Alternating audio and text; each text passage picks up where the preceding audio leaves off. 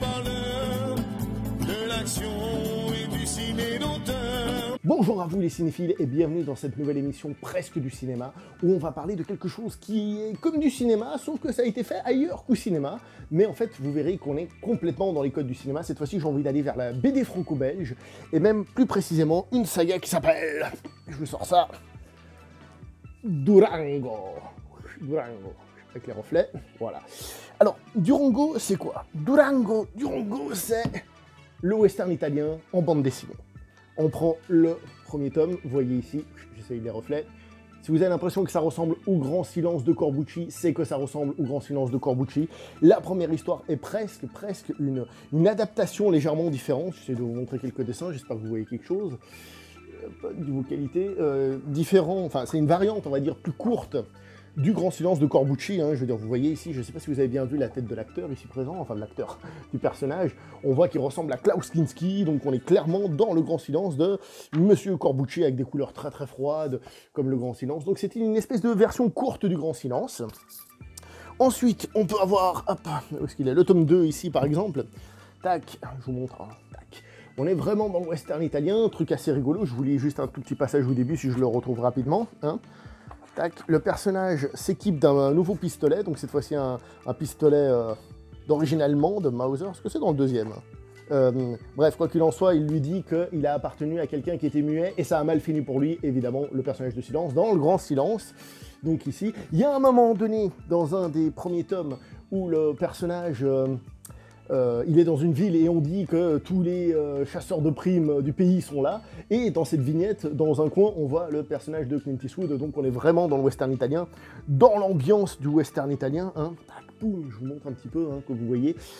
C'est vraiment du western italien en bande dessinée. Les fans de western italien connaissent. Donc le premier petit run, on va dire, bien que ce soit des épisodes séparés, ils ont des petits liens.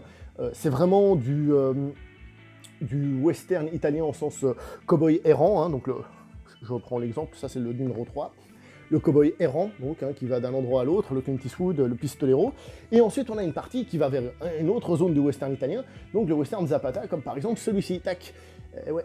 Est-ce que vous reconnaissez un peu qui c'est là? Est-ce que vous reconnaissez qui c'est?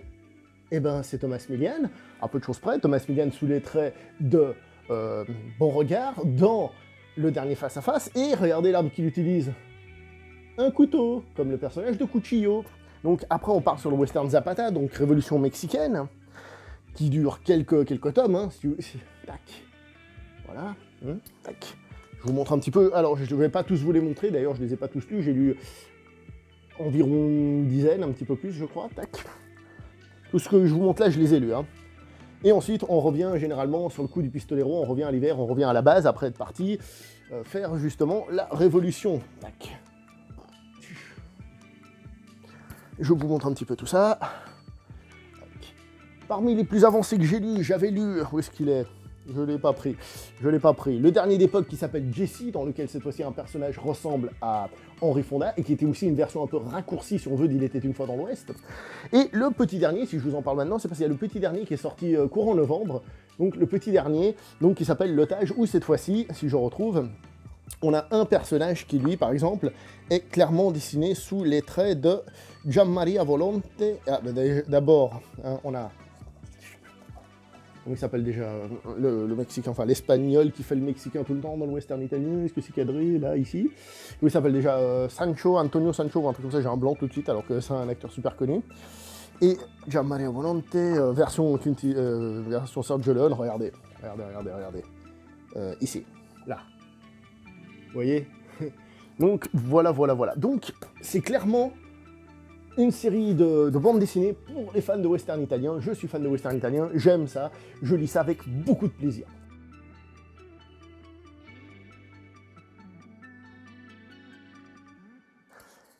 Maintenant, petit souci qu'on pourrait critiquer. Je vous ai montré quelques dessins. Alors, les derniers ne sont pas dessinés par Yves Swolf, qui est donc le scénariste et le dessinateur. Ils sont dessinés par un certain Ico, les deux derniers. En tout cas, les deux derniers, je sais qu'il y en a un ou deux autres qui sont dessinés par d'autres personnes. Certains disent que les dessins sont pas oufissimos. C'est vrai que on va pas se mentir, c'est pas les plus beaux dessins que j'ai vus. Mais ça aide à faire ressortir la rudesse de cet univers, de ce western, de cet univers de western.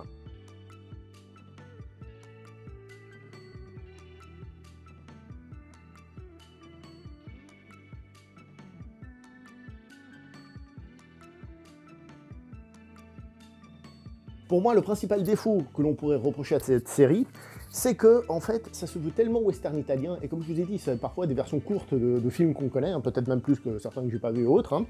Donc c'est une version courte, ce qui fait qu'au lieu d'être plus approfondie, comme par exemple la lecture d'un livre par rapport à un film, c'est un peu le contraire, c'est une version un petit peu condensée, moins profonde, moins intéressante pour ceux qui reprennent des films, comme je vous ai dit, mais même celle où j'ai pas vu que ça reprenait directement un film, on ne peut s'empêcher de voir que, comme c'est court, parce que ça fait combien de pages ce truc ? Combien de pages environ, hein. Il y en a 48, vous voyez. Comme c'est court, on est parfois un petit peu trop dans les clichés du western italien, ce qui ne me dérange pas, mais du coup, on va pas plus loin que la base du western italien. C'est un petit peu dommage, ça mange que, par exemple, parfois de personnages secondaires, de quelque chose qui se développe, ou d'un petit peu plus de profondeur dans les histoires, et ça, c'est un petit peu dommage, on va pas se mentir, hélas. Au niveau des prix, à quel prix est-ce que je les ai eus? Alors, moi je les avais achetés à 10,95 €, hein, donc ça doit pas dû changer.